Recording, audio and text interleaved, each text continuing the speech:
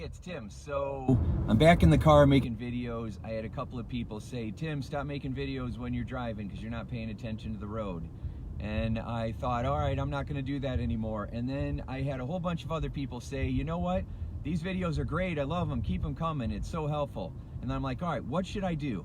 Should I listen to the couple of people that are saying, oh, you shouldn't do this, you shouldn't do that? Or should I pay attention to the people who are saying, boy, that gave me a lot of value? And I thought, I'm going to do 90% of the people who are saying this is giving me value, and then the 10% who are saying, oh, maybe you shouldn't. What I'm going to do is learn why they're saying that, okay? And then do something about it. Don't just ignore it. Don't just throw it out. Try to get some feedback from it. And so the feedback that I'm getting is people are worried that you're not paying attention to the road if you're making videos or if you're, talking on the phone. And I can appreciate that. If you are not paying attention to the driving because your mind is distracted, then that's dangerous. And what I am focused on is making sure that I give you tremendous value while I'm paying attention. So this is the last time I'm going to talk about, driving and paying attention, but I'm just putting it out there for anybody who's saying, is he driving while making videos? Because I'm not looking at the camera. I might as well have the phone on speaker like I'm talking to you over the phone. But this is the best time for me to be able to share some of these things, like the stuff I want to share with you right now that's going to make a big difference. And if I wasn't shooting this video, then you wouldn't get it. So if you don't like me shooting videos while I'm driving, don't watch them. Go somewhere else, okay? Because this is for the people who the message is what's most important. So let's get to the message, all right? So the message today is that I want your obstacles to become your path. I want what keeps you stuck to become what you decide to solve this year. Because I've always said that your biggest breakthroughs are hidden in the places you don't want to go. And that is so true. Our biggest breakthroughs are hidden in the places we don't want to go because those places scare us. They scare us because that's where our biggest fears are housed. Our biggest fears are housed in those places we don't want to go. So the fear of me not making this video because somebody might disapprove. I realized that I've had a big button for a long time about chasing approval and not wanting people to be disappointed in me. And I was so afraid of disappointing people because I was afraid that I was disappointing myself, that I was a disappointment, that I was not good enough to be able to be included or be loved or be someone who's picked to be on the team. Did you ever, I don't know how your childhood was, but whenever they would split people up and they would start choosing people to be on the team, I hated those moments because I was always afraid I was not going to get picked or I was going to get picked last, right? And sometimes I was, but it always felt like I was. And if I ever got picked early, oh my gosh, it was like I was on a cloud. I was so happy and so excited.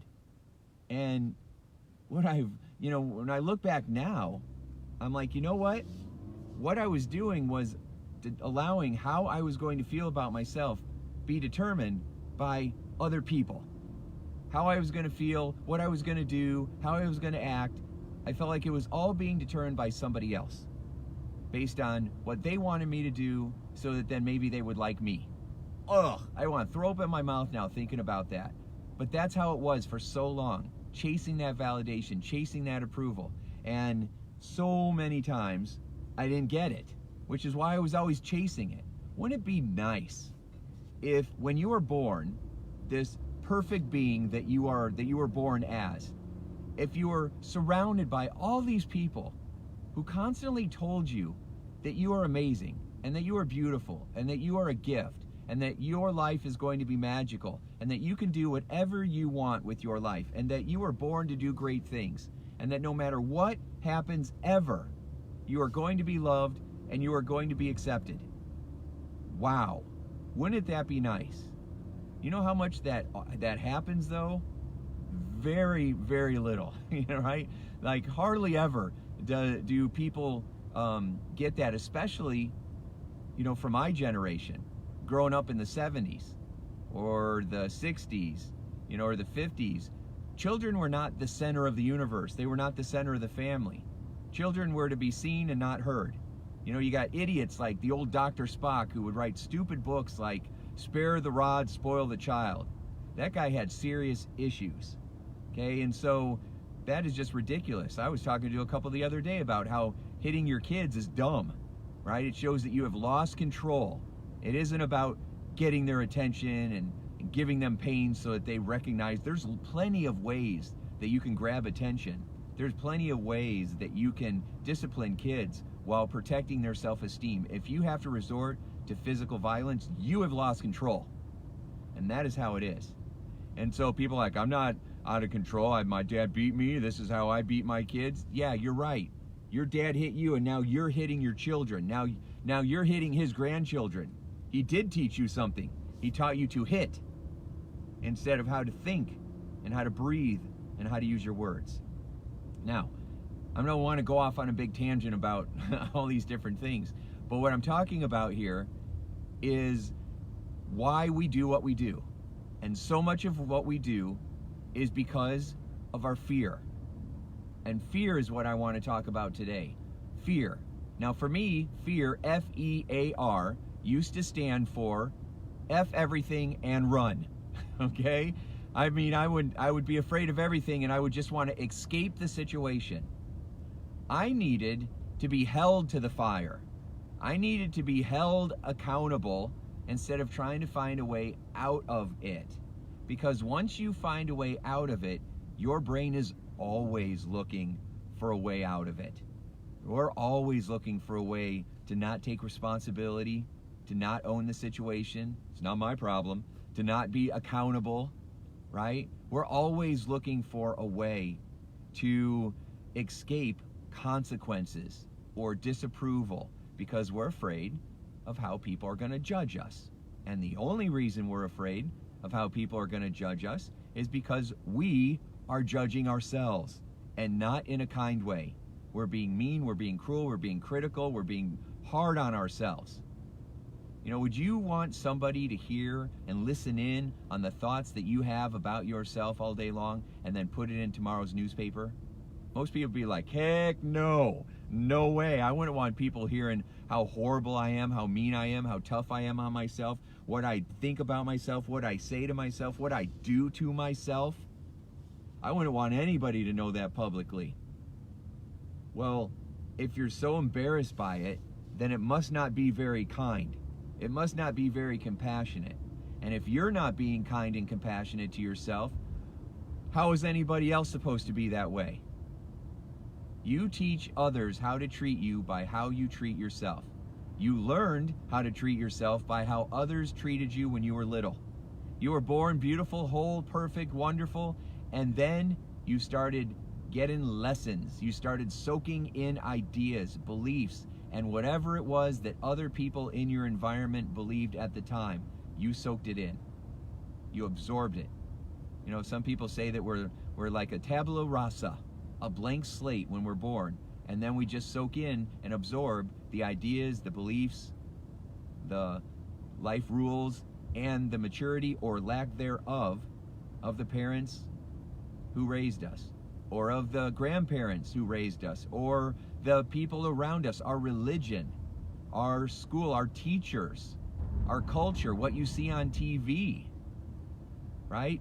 Whether you like Donald Trump or you don't like Donald Trump, I don't care.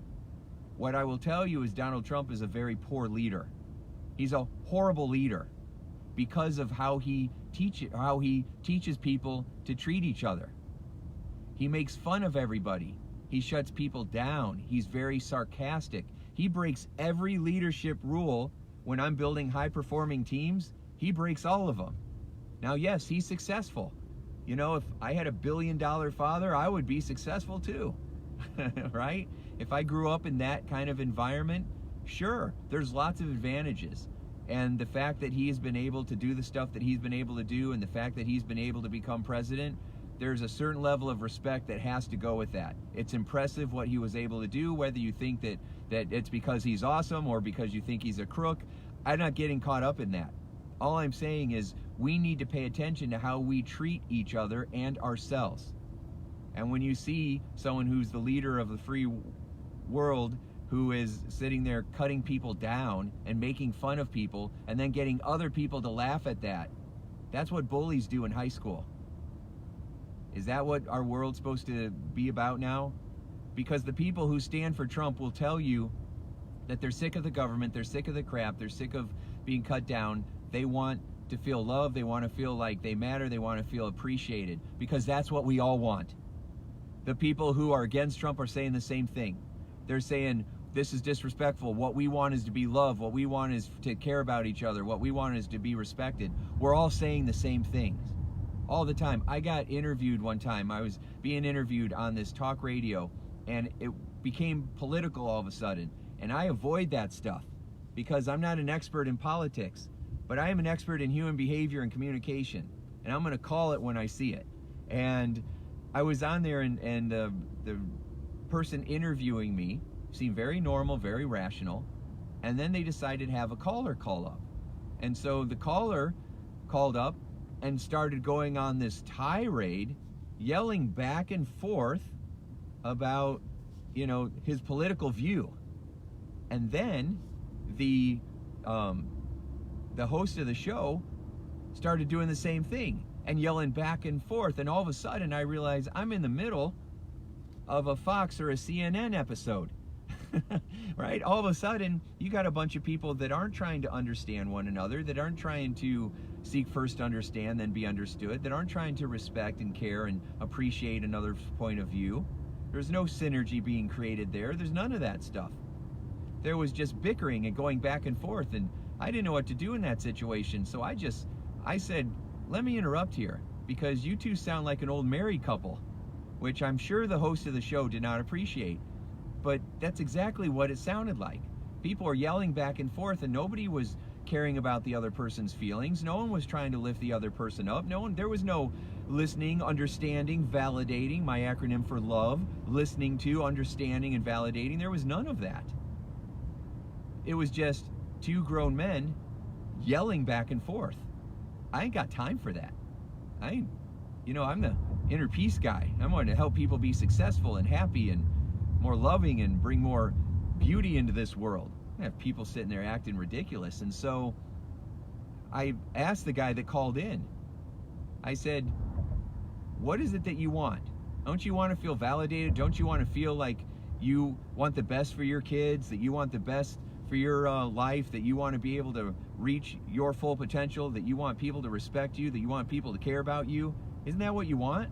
And then he was like, well, yeah. And I said, well, you know what? This guy that you're yelling at, the host of this show, that's what he wants too. That's what he wants for his family. And then I thought there was going to be a moment of kumbaya and we were going to hug it out. And you know what happened? They basically just started yelling again. And so what you have to do is you've got to pay attention to what's driving your behavior. And in that situation, that caller wasn't just calling up to make a point. He was calling up because he wanted to feel significant. He wanted to feel special. He's probably bored in his life. He's not making any big things happen, and so he's looking for a distraction. And people create drama when they are looking for a distraction. People get caught up in their own dramas. People get caught up in other people's dramas. That's why people watch shows that are full of drama. If the Kardashians were always getting along, no one would watch.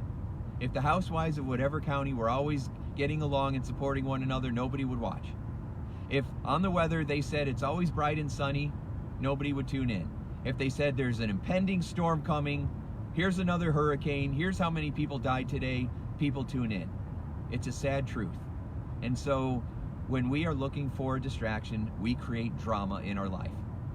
So what I'm saying is that today, take whatever it is that you're afraid of and make it your path. Make it your path, because that fear, F-E-A-R, stands for false evidence appearing real, finding excuses and reasons. What I'm telling you to do is something completely different. Don't avoid your fear. Don't hide from your fear. Stop retreating. Stop hiding. Stop getting drunk. Stop eating sugar. Stop smoking cigarettes. Stop taking drugs. Stop, drinking CBD oil like it's the one thing that's going to save you. I get it. You need to take the edge off. If you're enjoying your edibles, fine. I had somebody that said edibles, and then I said there's other ways, and then he started justifying his edibles because he has post-traumatic stress. I've been helping people with post-traumatic stress for 20 years. I get it. If some edibles and some some CBD oil takes the edge off, do it. I don't care, do it. If it helps you feel better. But that is a Band-Aid. And you need to know, hang on, you need to know that that's a Band-Aid and that's not fixing the source, and CBD oil is not going to fix your post-traumatic stress. It might get you through, but it's not going to fix it. I don't like Band-Aids. I mean, they're fine, they're okay if they're a temporary solution. But what happens is people don't work with the source of what's going on. It's like going through your backyard and cutting the tops of the dandelions off, and then going out there every day and cutting the tops of the weeds off. You're wasting your time. That isn't doing anything. You need to make sure that you are getting at the root and pulling those dandelions out. Then they don't grow back. And so fear is an opportunity for us to find our beliefs, our limiting beliefs. Because fear is a feeling. It's an emotion that describes a sense of being out of control and overwhelmed. And so what we have to do is we've got to recognize what is making us think that we are overwhelmed or out of control. And I'll tell you what it is. It's a belief and a story. I'm at a red light. It's a belief and a story. It's a belief and a story. That's all it ever is. It's a belief that you're not good enough to be able to handle this situation, and the story that you're telling yourself. Well, I can't handle this situation because I'm not smart enough, or I'm not thin enough, or I'm not rich enough, or I'm not married to the right person, or I don't live in the right place, or I don't have enough time, or I have too much stress, or I'm sick, or I don't have enough energy, or I hate my job, or you don't know what my boss is like, what my mom's like, what my brother's like, what my cousin's like. You don't know what, just all these, you don't understand that these things are keeping me disempowered. And what I'm telling you is you don't understand that that's BS, belief systems, okay? That is not what's keeping you disempowered. The belief itself is what's keeping you disempowered, and the story that's reinforcing that belief is making it worse. Now, I don't know why I'm freaking out today. I know why I'm freaking out today, actually, because I started day 1 of a 30-day coaching challenge, a 30-day challenge that I joined. I'm always asking you to use my programs or use my coaching services or sign up for one of my group coaching programs, because I know this stuff works and it will change your life, because I've been helping people with this for a long time. And if you hear my videos, you're probably tired of me saying it, but for 30 years I've been doing this, and I've helped thousands of people, so this stuff absolutely works. Which means that I also drink my own Kool-Aid. I also sign up for coaching and classes and, learn from other people. And the coach that was teaching me today, his name was Steve Larson. Awesome. This guy was fired up. He was all motivated and animated and in your face. And I haven't been around that energy for a long time. Everything, being a hypnotist, most of my day is pretty calm and laid back, Everything's groovy, dude, and just very peaceful. And Steve was all, boom, yeah, we're going to do this and that. And I'm like, oh my God, I love that energy. I miss it. I'm not around that very often. And so now all of a sudden I'm recreating that energy. I'm around energy and then I recreate energy. Okay? I want you to soak this golden nugget in. When you're around certain energy, you're going to emulate that energy. I was around really positive, empowering, in your face, we're going to conquer the world, we're going to make this happen, we're going to crush our excuses, we're going to take our excuses, and we're going to make what impedes us the path. What impedes us is now the path. The things that are in our way are now what we focus on. My goal is now to solve that fear. That's my new focus. I'm going to solve the fear, right? What's in my way? My fear is that I don't have enough time. Why do I tell myself I don't have enough time? Because I'm running around like a crazy person trying to keep it all together. Why? Because I'm afraid that if I don't, then it's all going to fall apart. And then what will happen? And then I'll lose everything. And then what will happen? I'll be a loser. What you're really afraid of is being a loser. What you're really afraid of is I won't be able to be enough. That's the fear. That's what we go solve. Go solve that.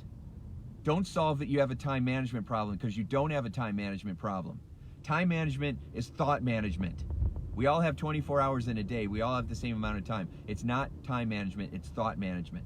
Thought management is the story you tell yourself, because you're probably spending a whole bunch of time on stuff that you shouldn't be spending your time on. Now, if you're working 3 jobs, I get it. I did. I was going to school And then I was working at 2 jobs. I was doing lumberjacking with my uncle, you know, cutting down wood and throwing wood in a truck. And then I had a part-time job where I was a bagger at a grocery store, right? And I didn't make enough money as a bagger in a grocery store, so I also worked the weekends while I'm going to school, while I'm doing all these other things. I've always been working. I never had anybody that was just giving me all this money. I've always had to get my way through everything. I don't have a rich uncle. I don't have family support. I really don't have anybody in my life besides my wife and my, you know, her parents, and they've done the best that they can, but they're not wealthy either. So I don't have a bunch of support. I don't have a big giant family that helps out and takes care or watches our kids. We didn't have anybody come visit us. You know, we didn't have aunts and uncles and sisters and brothers come visit us. When they did, it was so much drama that we didn't want to do that anymore. So it's always been my wife and I raising our kids by ourselves. It's always been that way. I don't talk about it because it's painful, but you know, it's always been on us. And I haven't had a steady paycheck for my whole career after I started working for me and not everybody else. And so I don't have any security or certainty that I have not created in my own life. Now that is not like feel sorry for Tim. That is, I had every excuse not to be successful, and I have gone through every single one of them, and you can too. That's the point. So I'm around this positive energy, and then I bring it to you, and I'm looking at my excuses, and I'm crushing them. I'm breaking them down one at a time, okay? When you're around me, when you're watching this video, when you're in this energy, guess what energy you absorb? You absorb my energy, my confidence, my self-belief, my ability that we're gonna make this happen becomes your ability, that now you have the ability to make it happen as well. You have the ability to make any dream you have come true. You have the ability to overcome any obstacle. And the way that you're going to do it is start recognizing that I have these fears and I am going to start crushing them now. You're going to turn fear, F-E-A-R, into feeling excited and ready. Boom! Feeling excited and ready. Okay? All right. Tony, you're with me. Tony, you're going to do this, right? You're going to go from finding excuses and reasons to feeling excited and ready. Yes? Yeah, you are. I'm giving you a high five because I see you in my mind, giving you a big high five and a big hug because I haven't seen you forever. But I'm glad you're here watching because now we're together. You're absorbing this energy, and this is going to be a good day for you. So you take the beliefs that you have, and then you say, all right, what's holding me back? What's this big fear? And then your goal is to solve that fear. Okay? If I don't feel like I'm enough, or if I feel like I'm a big loser, if I feel like, you know, there's something wrong with me, I'm going to fix that. I'm going to go after that, and I'm not going to stop. I'm going to be like a dog to a bone. I'm going to be ferocious with solving that problem, okay, until I know that I am enough, and I don't need anybody else's approval. I'm giving me my approval. I am enough. I am good, okay? I'm not a loser. In life, there are winners and learners, and I'm always doing one or the other. I'm always winning or I'm learning. I'm winning or I'm learning. There's no failure. There's just feedback. No failure, just feedback, right? I'm winning or I'm learning. I'm winning or I'm learning. I'm winning or I'm learning, right? You feel that?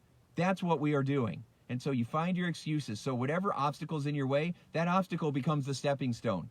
That thing that's in your way becomes what we're going to solve now to get you to the next level. We're not going to hide from our fear. We're going to find them, and we're going to destroy them. And then we're going to use them to propel us forward. You with me? Ah, good. I hope so, right? Hoorah. Let's make this happen together. So I want you to do a couple of things. I want you to write down your biggest fear, and then I want you to decide that I'm going to crush that fear today. And then I want you to share this video with somebody. Share this video with somebody. Because when you are doing something to help somebody else, it makes you feel even more empowered, right?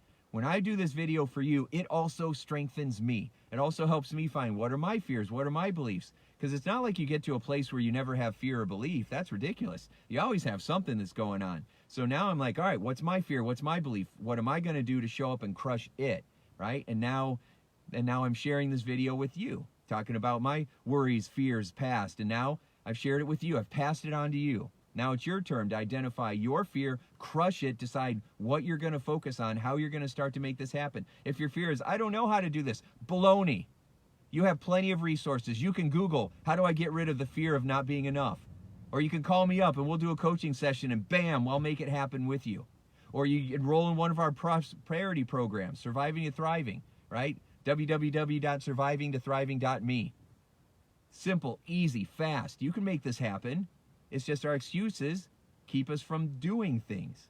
You can do it. You got this. Okay? I believe in you, but what's more important is that you believe in you. All right? So write down your fear, decide that's what you're going to crush. That's the obstacle for this week. That's what you're going to solve this week. And then get resourceful, get intentional on what you're going to do to make that happen. And then share this video with somebody else. And let's get this movement going. Okay? Can't do it without you. I need you. So step up, make it happen. I'll talk to you soon. Bye. Ooh.